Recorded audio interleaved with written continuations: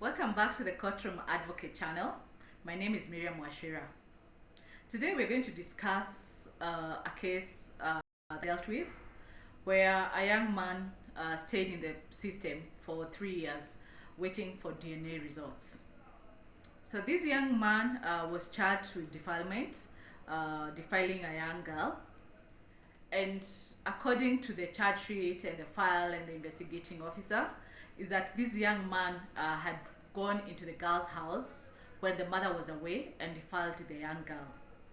When I asked the story, the part of the boy's side of the story, he told me he never did it, but he knew the family and he knew the mother very well. So I asked him, how did you know the mother? So the mother of the victim, the alleged victim, worked in a pub where this boy used to frequent to play pool. Unfortunately, the boy had dropped out of school due to some family challenges. So he was mostly in the estate, and in the evening he would visit the pub where he would play pool. During those times, the lady would come up to him, and she had made several sexual advances on the young man. The young man had refused because she knew the ways of the lady, and that the lady was involved in so many other men in the area and so on. So the boy did not want to be involved with the lady.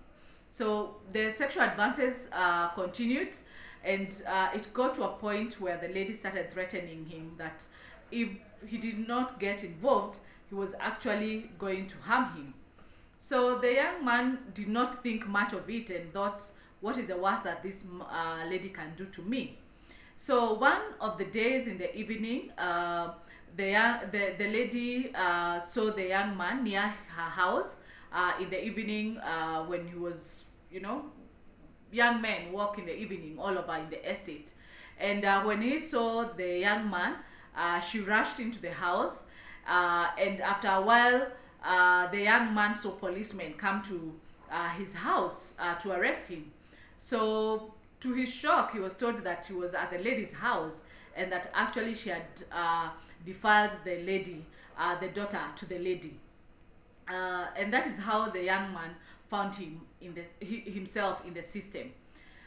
One of the pieces that was picked as evidence was the panties of the young girl, and it was said that it had semen, it was wet, and so on. So the panty was taken up as evidence, and it was actually handed over to the laboratories for DNA testing. So they had said the semen, so definitely there's semen on the panties. The semen should match with the DNA of the young man. So by the time I'm taking this matter, the young man had been in the system for a while. So this matter was given to me by the magistrate. I believe by the time I was joining, he was already almost a year in the system without the matter proceeding. So when we came, we invited the lady, and the child came to testify. The girl was not clear. She said she did not see who defiled her. The girl's evidence said she did not know, she did not see. She said she was defiled, but she doesn't know who did it. She never saw, because why? She claims it was at night, it was dark, and the person did not put on any lights. They did not have electricity, so there was no lighting, but somebody came into the house and defiled her. The only evidence, or alleged evidence, that linking this young boy to this case was a mother. The mother claimed that she actually saw the boy leaving the house at one point that night when the girl was defiled.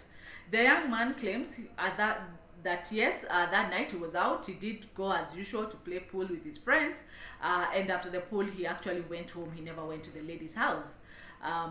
But so the only other evidence that could have linked the boy to the scene and to the crime was the DNA, and for me that was the most determining factor. It is more scientific.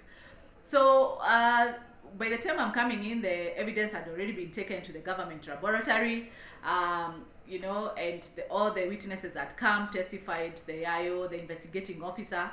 So at last we were waiting for the doctor. So within by the time I'm joining, about almost 2 years, we're still waiting for the doctor.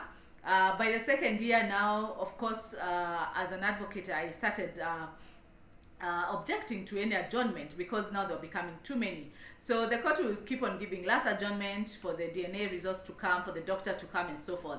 At one point, the prosecution came and said that actually the government laboratories had broken down the machines for DNA, and the only machine available was in Mombasa, and there was a long queue, and she needed more time. And the court was quite generous. They actually allowed. But during all this time, this young man is still in custody. You know, he had nobody to pay the bond for him. So we waited for the DNA for quite a while, and it took a lot of, demanding for it to come. And I remember even the court had to give orders that the doctors in charge, the director in charge of the government laboratory, to come to court and to explain. And it's when those orders came out that actually came out, somebody brought the results to court. Shockingly, the DNA results were negative. So this boy did not was not involved in this matter. He was not involved in this act. Definitely, according to the doctor, the girl, from the medical report, yes, the girl showed some signs of defilement. His semen was broken, but as the girl said, she did not know or see exactly who did it. So, but since the doctor said yes, there was semen, but when we compare it with this young man's semen or DNA, it is not his DNA. So this exonerated the young man from the case, but unfortunately he had already wasted 3 years in the system. He had already lost contact and so on. I remember he was an orphan, and he only had one sister who was also struggling. And I saw the joy when he was released, but I could also see the hopelessness of what next, yes, I am free, I'm acquitted, but what next for my life? I think for me, looking at our system, thinking that the young man actually stayed an extra almost 1.5 years in the system, waiting for DNA results. What is happening at our government laboratories? Why are we not efficient?